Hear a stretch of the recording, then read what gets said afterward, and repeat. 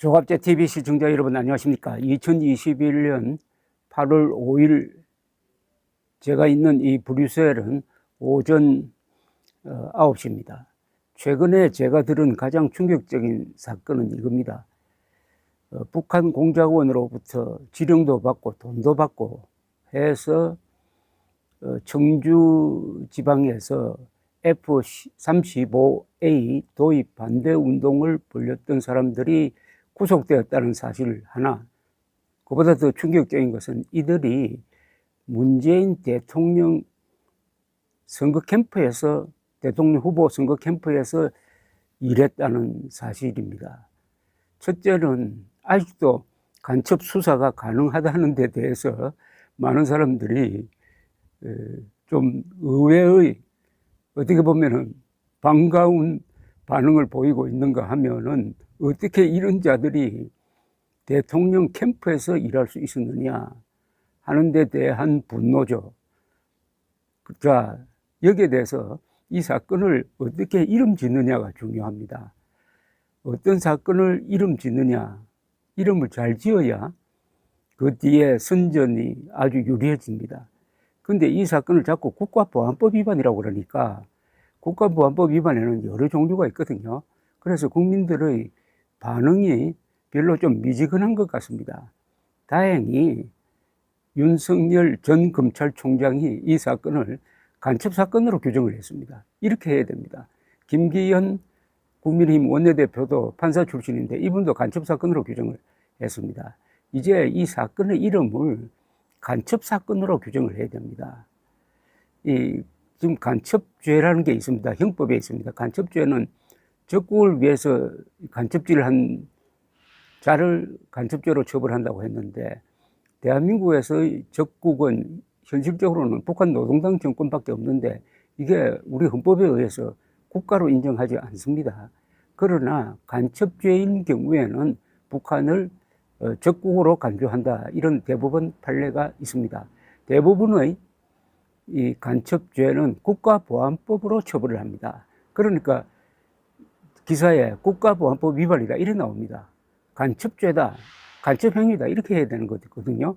그래서 간첩행위를 이 형법상의 조문으로 좁게 해석할 것이 아니라 간단하게 이야기하면 북한 노동당 정권을 위해서 일하는 자는 간첩이다, 이렇게 통상적으로 이야기하면서 간첩 사건으로 규정을 해야 이 사건의 진정한 심각성을 알 수 있는데, 윤석열 전 총장이 어제 요걸 개념 정리를 참 잘 했습니다.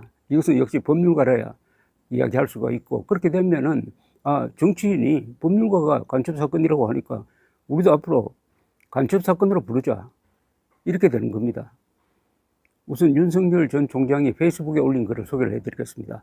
북한으로부터 지령을 받고 미군 최신의 스텔스 전투기 F-35A 도입 반대 활동을 벌인 4명을 수사하고 있고, 그중 3명은 구속까지 되었다는 보도가 있었습니다.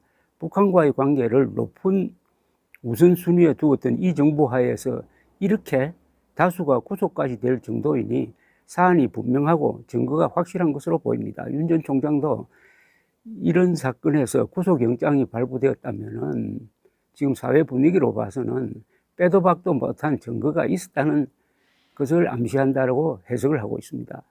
보도에 따르면 북한 공작원 3명을 해외에서 몰래 접촉하여 지령을 받고 이를 수행하기 위한 활동비까지 받았으며, 전투기 도입 반대 운동, 김정은 북한 국무위원장 답방 등을 암암리에 추진하였다고 합니다.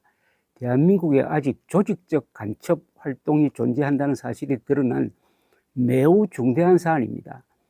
보도에 따르면 간첩 혐의를 받고 있는 4명은 2017년 5월 대선 당시 문재인 후보의 선거대책위원회 특보단의 일원이었습니다. 문재인 후보 지지선언까지 하였다고 합니다. 놀랍습니다. 문재인 정부는 재난지원금 자원 등을 마련하기 위하여, 재원 등을 마련하기 위하여 F-35A 도입 예산을 감액하는 등 국방비 예산을 5,600억 원가량 줄였습니다. 국가안보는 국민의 생명과 재산을 지키는 최후의 보루로서 한치의 틈도 허용되어서는 안 됩니다. 지금 이 간첩 사건에 대해 철저한 진상규명이 반드시 필요한 이유입니다. 이번 정권 하에서 울산시장 선거방해 사건, 라임 옵티머스 사건, 이스타 항공 사건 등 권력과의 관련성이 의심되는 사건들, 정권의 연장이나 보위에 방해되는 사건들은 제대로 수사되지 못하거나 흐지부지 되었습니다. 지금 이 사건마저 그렇게 되어서는 안 됩니다. 국민들께서 수사 진행 과정과 결과를 지켜보고 계십니다. 철저한 진상규명과 수사를 촉구합니다. 여기서 이 점을 가장 강조한 셈이죠. 즉 이들 4명이 2017년 5월 대통령 선거 당시 문재인 후보의 선거대책위원회 특보단의 일원들이었고 문재인 후보 지지선언까지 하였다고 합니다. 놀랍습니다. 결국 겉으로 보면은 문재인 정권이 이 간첩단의 배후 세력이 아니냐 하는 의심을 자초한다, 이런 뜻이 되겠습니다. 전혁 전 의원은 이 사건의 핵심을 또 다른 말로 표현했습니다. 문캠프 간첩 게이트라고 불렀습니다. 문캠프 간첩 게이트. 너무나 충격적인 일입니다.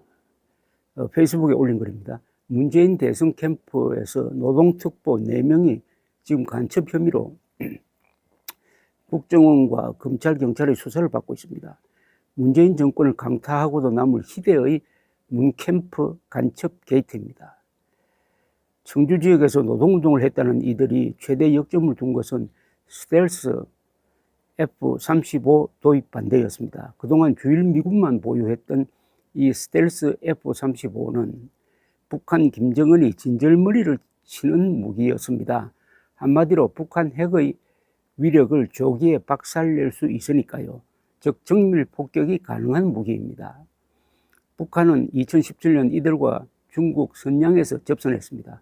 한국에 돌아가서 북한을 옹호하는 지하 조직을 만들라는 지령을 내렸습니다.